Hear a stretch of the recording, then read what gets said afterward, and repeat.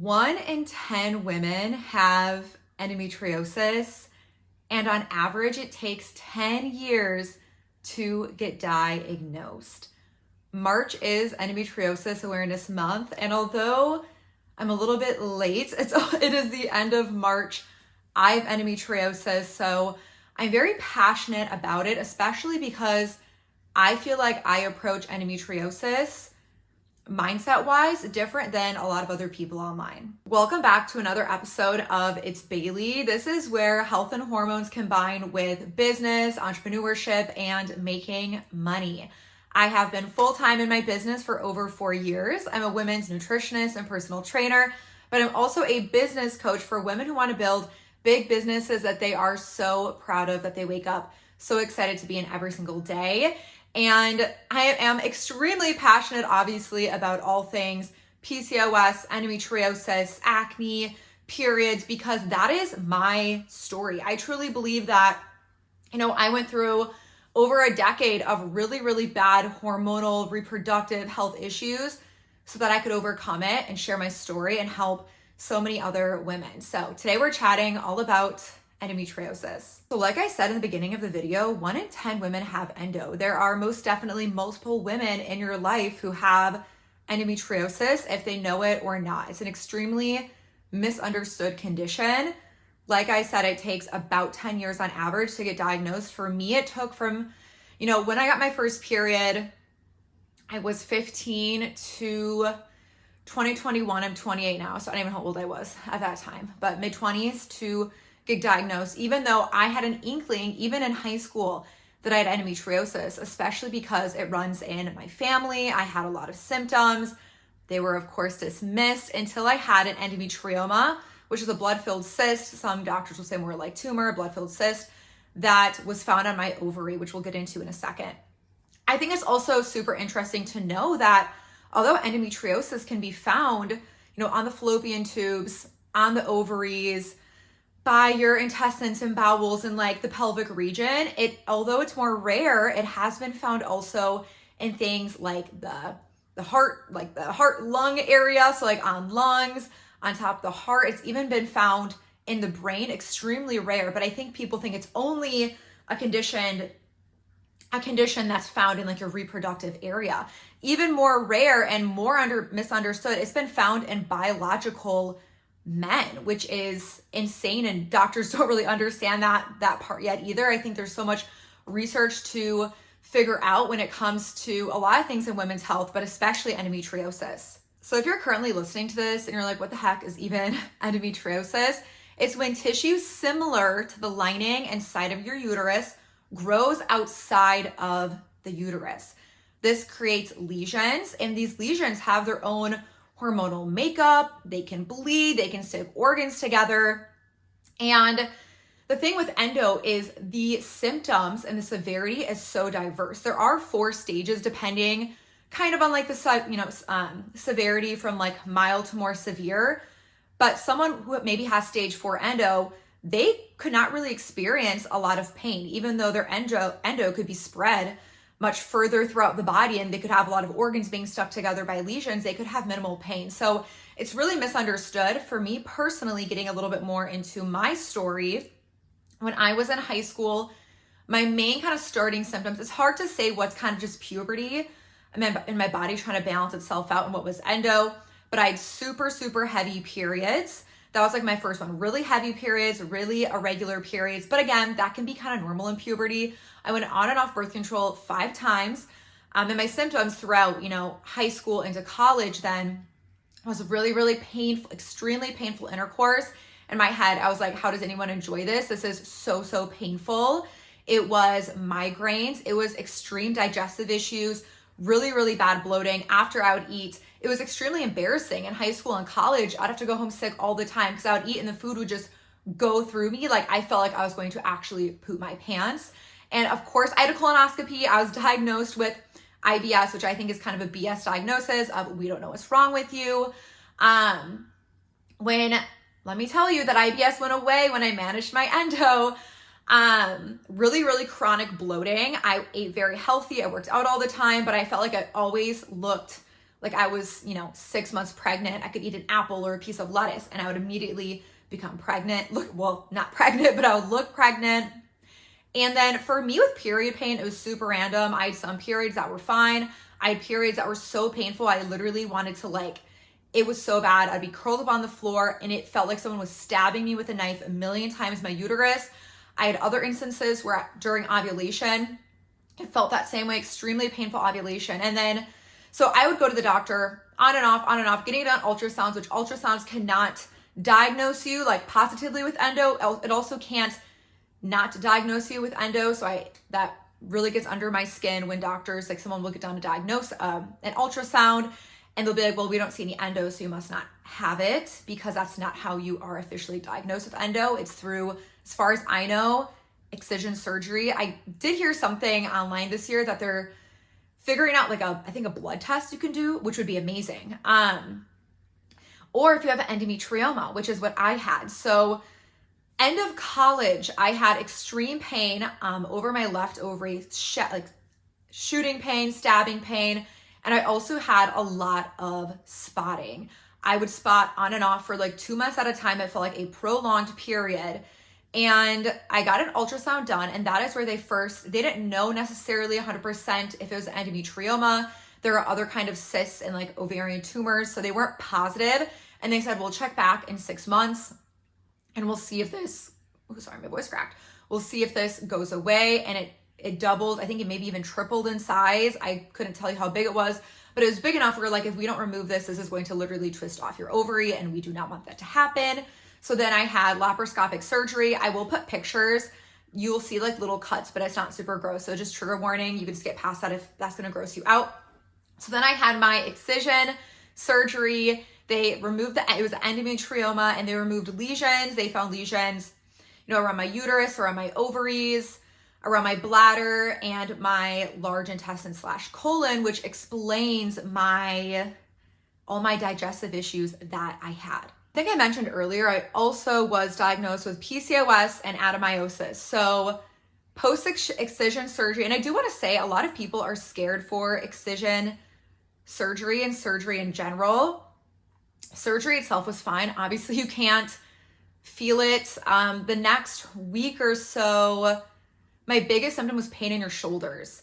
I believe, and correct me if I'm wrong, I forget, and I could have looked this up before filming this, but I believe it's because they pump you up full of air, and then the air goes up into your shoulders, but that could be totally wrong. So I had extreme shoulder pain for about a week. That was honestly the worst thing. And of course my abdomen was very sore. I remember rolling up in bed was really, really hard. But honestly, wasn't my really painful periods that I had were worse. Or when I had my tonsils out, that was worse. So the surgery itself wasn't terrible. And then for about a month or two, I at the time was a trainer in the gym. I taught yoga. I taught so many fitness classes. So I had to be really, really careful with that. I had to take off a little bit. I couldn't teach as many classes. When I trained, I couldn't really show clients the exercises, which is a little bit unhelpful. And it took me about 2 months to get back into working out regularly. Now, this is what ruffles some people's feathers is since my excision surgery, I was told I had to be on birth control or my tumor would come back, or, my endometriosis would just come back. And, it's hard to say, have I done another exploratory surgery to see if it's come back? No. But since my excision surgery and implementing holistic practices, I've been able to manage not only my endo, but I've cleared my severe acne. I regulated my period because my period was all over the place. I regulated my period. I, reversed my PCOS symptoms, and I have been symptom free since my excision surgery. That was in 2021, and now it's 2026. So 5 years later, I have continued to be symptom free. I haven't been on birth control at all whatsoever. So I wanted to share a few of the things that have really worked for me. I do have a notebook that I'm looking at so I don't forget anything. And I think why this ruffles people's feathers. Now, is endometriosis 100% curable? At this point, no. But personally, I've had, clients who have had endometriosis. I know many women in person, virtually, online with endo who've been able to manage their symptoms to where they either have little to no symptoms or they're symptom free. Does that mean that their endo's gone forever and that they can't, I still do things to manage my endo. So I'm not saying that I've 100% cured it through holistic practices. I know some women are luckier than others. I know some women have worse symptoms than I ever had. So just take that with a grain of salt. But people love to attack you when you bring up holistic practices in a world that loves Western medicine. And the thing too is I think Western medicine is important as well. My excision surgery, extremely beneficial, 10 out of 10 recommend. Love my excision surgery. My main beef is when you go to the doctor as a woman, you have acne, missing period, painful periods, whatever, they just tell you to go on birth control and that's the only solution. That's what they were taught in med school, so I get it, but it's really frustrating. So first off is I have a very healing forward mindset. This is what I really work on my clients with. Everything starts in the mind.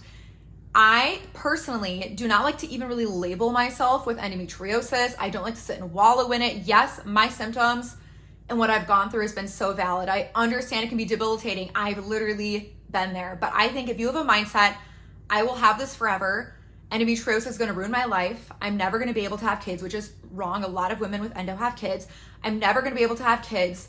My life is going to be far much more worse because I have endo. When you're stuck in that mindset and you come into, as a Christian, I believe you come into agreement with those things. And you come into agreement with that mindset and you're speaking death over yourself and over your health and just really, again, coming into agreement with the endo and that your life is pretty much doomed. I think that's the lens you're looking through in your life. That's probably how things are going to unfold.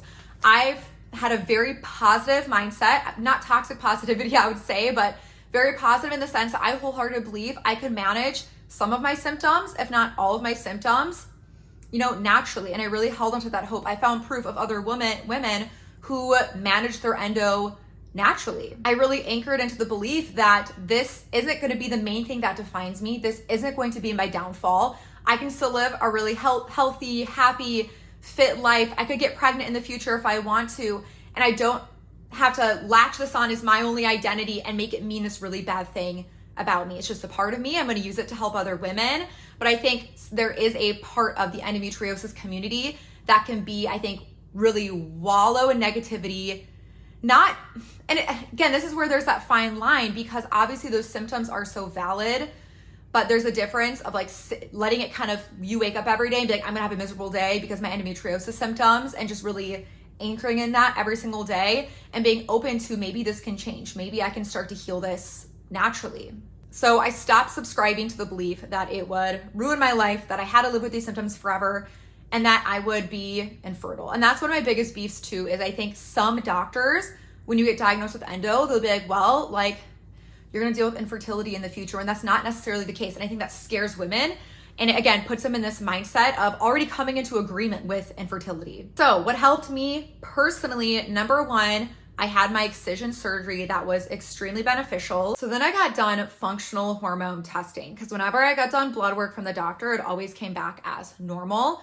Functional testing is a little bit more optimal for your unique hormones. And it really showed me, for example, I had high estrogen, low progesterone, just to name a few things, a deeper picture of what was going on. This is the same hormone testing that is so important that my clients have access to. So all of my clients in my programs have access to Dutch tests, saliva hormone tests, GI maps, and I'm a women's personal trainer and nutritionist, but I have the honor of partnering with doctors, functional doctors, a medical lab so that my clients can have access to that more like medical part that is out of my scope during their journey. But I personally help my clients support their hormones and address the root cause within their lifestyle so they can reduce their symptoms. So I had done a Dutch test. It showed me what the heck was going on because endometriosis isn't just a hormonal condition. It is a part to play. Typically, women with endometriosis have estrogen dominance or higher estrogen. I'm sure not always, but that's a pretty common theme because these lesions create estrogen. Okay, sorry, I gotta backtrack. So there's that hormonal component, but there's also the component within their gut health, their liver, histamines, their nervous system, and inflammation. So it's, of course, everything in the body is so connected. I think people think endo, reproductive, hormone condition. There are big parts to play when it comes to their gut, inflammation, immune system, histamine, and the nervous system. Addressed my low progesterone and high estrogen dominance, which I can make a whole other video about because I don't want to make this video too long or focused on that. And then of course there's the inflammatory piece, so eating an anti-inflammatory diet, which is so connected then to your gut and your liver. When I was in college going through the brink of everything, I went to a party college, I did a lot of drinking, so I truly had to really reduce, I barely drink now, really reduce drinking and truly repair my gut. Even though in college I was a vegan, I didn't eat a lot of fiber. I was like a junk food vegan. So I really had to focus on getting in a variety of veggies, a variety of fruit, eating a lot of fiber, supporting my liver. And of course, our liver naturally detoxes itself, but supporting my body in that process. And then a whole other component to this was histamine intolerance. Now, when you have estrogen dominance or high estrogen, it typically drives high histamines, which leads to symptoms like, for me, crazy sneezing, but also really bad migraines, especially migraines that came along around my period. So I had to address that whole part of things. And then lastly was focusing on my nervous system. Dealing with chronic pain especially can rewire your nervous system. It can lead to heightened pain sensitivity and feeling pain outside of your cycle or ovulation when you usually maybe wouldn't, which is crazy. Not to mention, I'm a big believer that nothing can heal in this chronically stressed out state, in this go, go, go world that most of us have been raised in. It can be really hard to heal anything. If that's endometriosis symptoms, if that's acne on your face, if that's losing weight, if that's managing anxiety. So that was also a big part to play. So yeah, that's pretty much everything I wanted to share regarding my story. Bringing awareness to endometriosis is a very complex condition and it's still not fully understood. There's new information coming out on it all the time. I hope that we can figure out a way to get diagnosed that's maybe a little easier than excision surgery, because I know maybe not everyone has the funds or a doctor who will really advocate for them to get that done. If you are an endo warrior or you suspect you have endo, I really encourage you to advocate, find a doctor who will listen to you and take you seriously and that won't dismiss you.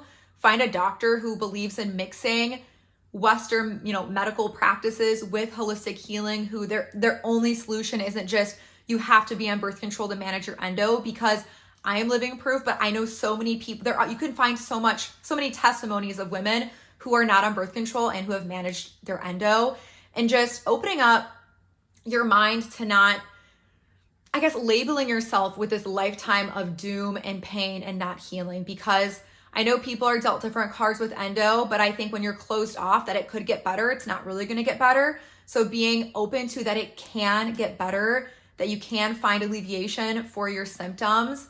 And I hope this just maybe opens up like a crack in the door to starting to do some of those things to manage your symptoms naturally. If you enjoyed this video and you're interested in either health and hormones or business and entrepreneurship or both, I would love a subscribe from you.